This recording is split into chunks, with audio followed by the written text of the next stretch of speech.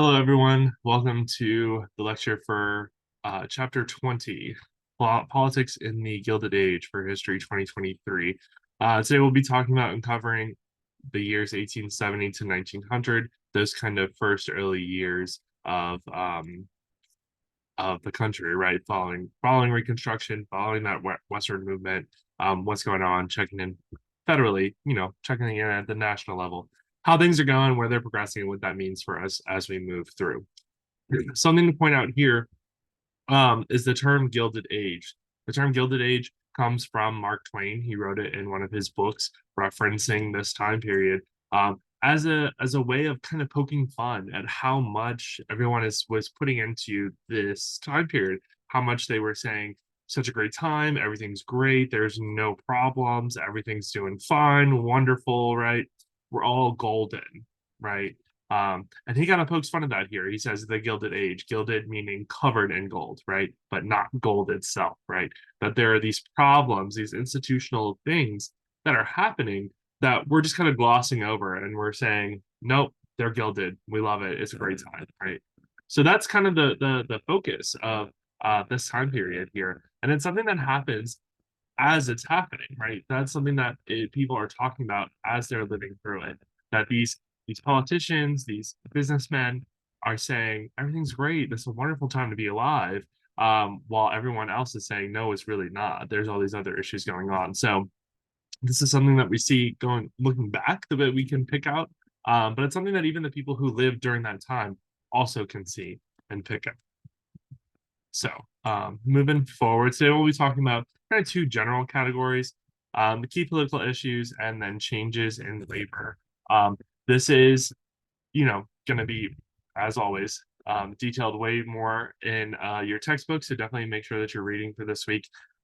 But just to kind of give you an overview of these political situations before we actually dive directly into the ones that I pulled out, remember that we end Reconstruction through a really corrupt political bargain, right? It's called the corrupt bargain, where we end up with Rutherford B. Hayes as president to appease the North in order to end Reconstruction, to appease the South. So both the North and the South get something out of it, but it's really the people in Congress who are benefiting from it. And we'll see that as we go along, that people start to take notice. Citizens start to pay attention, start to take notice of that, and that starts to change their perceptions of how they're progressing and how much faith they have in their government and their representatives.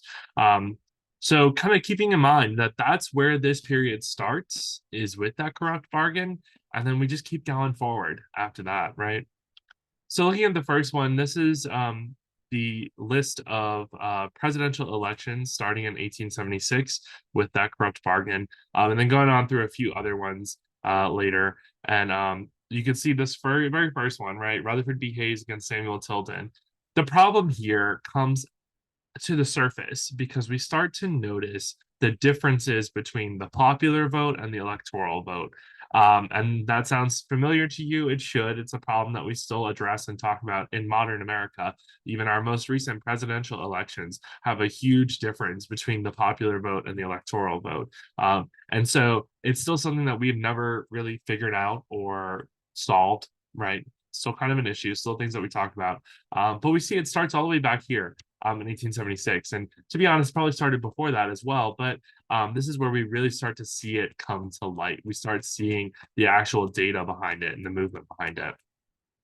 With Rutherford B. Hayes, we know that he becomes president because of that corrupt bargain. But even if you look at it here, right, people who are living during this time, they're seeing this, right? They're going to see that 200,000 more people voted for Tilden, but Hayes still won by one vote, right? That's not aligned with what the majority of people are wanting, what 50.9% of people voted for, right? And that continues. We see it again here, Garfield and Hancock. Garfield wins by 10,000 points here, popular points, and he does have a good majority of electoral votes, right? So it kind of resets itself. but we still have a really tight percentage, right, in the popular vote. Again, here, Grover Cleveland and James Blaine. We have it kind of lining up here with the popular vote and the electoral vote, but still these very tiny margins here. If we continue on to 1888, Benjamin Harrison and Grover Cleveland, that popular electoral vote problem comes back again, right? 100,000 more people voted for Cleveland, but 233 electors put in Harrison, and so Benjamin Harrison becomes our president there. But then the rematch in 1892, it's flipped, right? It's flipped. Grover Cleveland gets the popular and the electoral vote. So we start to see these hinky things kind of going on, right? Where the popular vote and the electoral votes are not matching. And it's not that they're being reflective of each other, they're just like really off base sometimes. And so this sort of patronage, this idea of do something for me and I'll do something for you, really sets in and takes root. These people who lost by short margins in the electoral votes are doing so because they're not partaking in the political bargains, or they're not bargaining with the right people, right? And so it becomes really, really evident that in order to get your name out there, in order to start doing things to ensure your win in a any given competition, that you have to start making corrupt bargains, right? We go back to that same thing that started us with our lecture today, that you have to start thinking, okay, who can I get to help me? What do I need to do? Whose project do I need to back? And so all this leads to this overwhelming sense of corruption that kind of permeates everything. And people start to take notice. People, everyday citizens, start to notice that the same people keep coming up, the same names keep coming up, the same projects keep coming up, right? And so it starts to make them question and think, like, who are these people? Why are these people having so much control over these different areas, right? And so we start to get these acts of resistance, these acts of protest here, most primarily in these political cartoons that we're looking at right here. The one on the left, figure 20.9 right here, shows what Roscoe Conkling, who was a popular person, right? Like he was a very influential person, that he was able to really control the Republican Party at this time. So he's playing a game of, like, a puzzle game, kind of moving all the prominent Republican figures around, here, moving them around where he wants them to go. And that was people's perception of the Republican Party, these politicians, and Roscoe Conkling himself. And then over here on the right, figure 20.8, we have Andrew Jackson riding a pig, which is walking over fraud, bribery, and spoils, and feeding on plunder. And basically, this kind of sense that because, if you took my History 2013, we do a whole kind of lecture on Andrew Jackson changing the presidency and putting his friends into places, and getting rid of career people, not politicians, but career secretaries, career speechwriters, people at that kind of level, that kind of job, getting rid of them and putting his friends into those positions.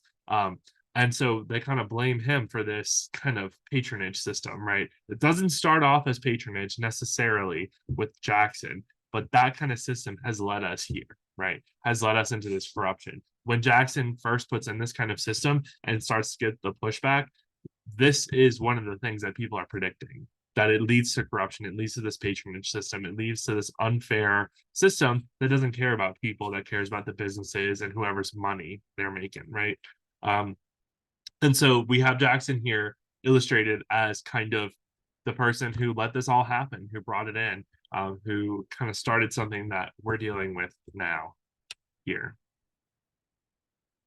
Another thing that happens is the really, really evident, really huge priority on businesses making money off of individual people. One big political economic discussion that happens at this time is whether to get off of the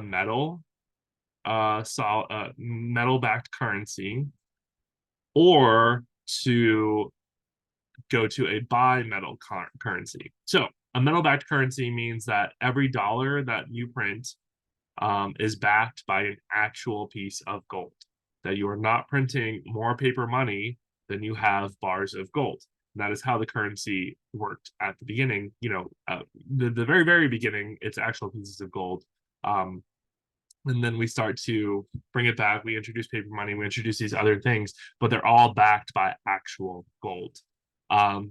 Then in the middle 1800s here, we start to get this conversation going on whether we should only be backing money with gold, whether we should start backing money with gold and silver. That's your bimetal, or whether we should just get away from the gold standard altogether and just make up our paper money, right?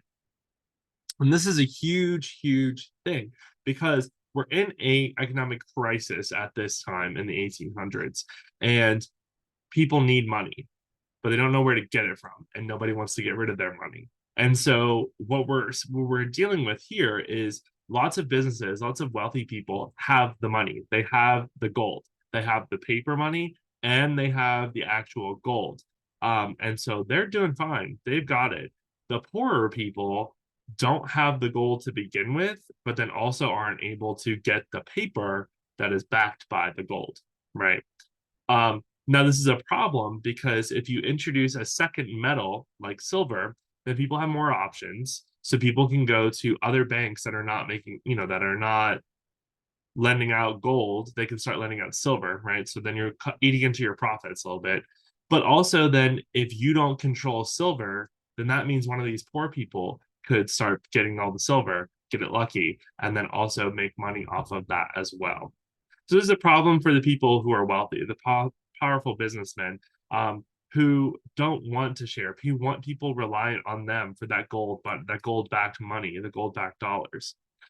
They also are toying with early days at this point, just completely getting away of the metal standards, right? As another alternative, instead of silver, just printing more paper money. But as we know, that does get into some issues. We will try it later on and eventually we'll take it over. Currently, all of our paper money is not backed by gold anymore. It hasn't been for years. And so we'll see how that kind of plays out later. But at this point, it's an advantage for the business people to to move away from that gold standard because they'll still be printing the money, but they also still retain ownership of that gold. So it doesn't really hurt them if anything happens with the paper money. They still have their money. So we have this huge issue where it's corruption at the top level with not wanting and not really caring about the popular vote or about the citizens. And then we have this other conversation going on around money and access to money and who holds the money. And in both of these cases, as you'll read in this week's chapter reading, the business people win, the wealthy people win. They hold on to that influence, they hold on to that power, they hold on to that corruption and money, and continue to expand and use it. And so this really sets us up for chapter 21 when we start looking at the pushback. We start looking at the progressive movement and the populace, the people who get sick and tired of dealing with this and this kind of issue with the business people and start pushing back. But this is kind of that groundwork. We're coming out of that corrupt bargain, out of the Reconstruction era, and we're moving into something, but we don't know where we're going yet. And in that time period where we don't know where we're going, the people who are in power, the white wealthy businessmen, the white wealthy politicians, are going to take that power, take that money, and really hold on to it, and hold on to it pretty effectively. But that's not to say that the poor people, the regular everyday citizens, are dumb or stupid. It just means that they recognize it and they're working towards it. And we'll see what they do with it next week. The last thing that we'll talk about here ties into that as well, the changes in labor. With this, we start seeing a increase in people who are recognizing all of this, but then also recognizing their work as labor, their worth as workers, and that they do have some measure of power and control in that dynamic between themselves and their business owners and their employers. And so we start to see this shift. We start to see this change, not only in that, but also in people moving away from agriculture and into the cities and into businesses, which also causes a whole bunch of problems with a whole bunch of economic problems, as we'll see and continue on there. So, well, this was a pretty big, brief, condensed version of a lot of interesting and a lot of intricate political moving parts. The textbook does go through a lot of it, so definitely read up on this chapter. But this kind of sets us up for next week, where we see that we have people who start noticing these trends, who start noticing these people who don't have their best interests at heart, and how we will respond to them. That's what we're going to cover next week on the next chapter, chapter 21. But with that, that's it for chapter 20. Definitely make sure that you read those readings, and I'll see you back here for chapter 21.